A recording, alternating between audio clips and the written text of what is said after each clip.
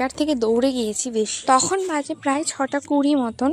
তো ওখানে গিয়ে আমাদের লাইন দেখে তো মাথা ঘুরছে, এত তাড়াতাড়ি এসে এত লম্বা লাইন, প্রায় মন্দির থেকে 1.5-2 কিলোমিটার দূরে আমাদের লাইন। তো আর কি, লাইনে দাঁড়িয়ে পড়লাম। একবার এসে যখন গিয়েছি জল ঢেলে তবেই যাব, সে যত দেরি হোক না কেন।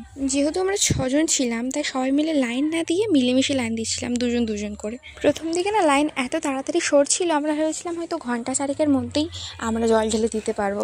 কিন্তু আমরা যত লাইনের কাছে এগোচ্ছিলাম আমাদের সেই আশাটা ততই দূরে যাচ্ছিল। কেন জানো? কারণ কিছু মানুষ রয়েছে যারা খুব সুযোগ সন্ধানী হয়।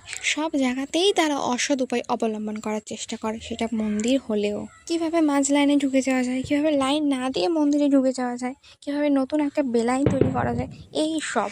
বাবার কাছে একদিনের জন্য গিয়েছি তো কষ্ট করে পূজা দেওয়ার জন্যই, কিন্তু সেখানে গিয়েও যদি সুযোগ খোঁজো তাহলে কিভাবে চলবে। আমরা প্রায় 3 ঘন্টা লাইনে দাঁড়িয়ে আছি, আর ওই দেখো ওরা এখন লাইন দিচ্ছে আর আমি একটু রেস্ট নিচ্ছি।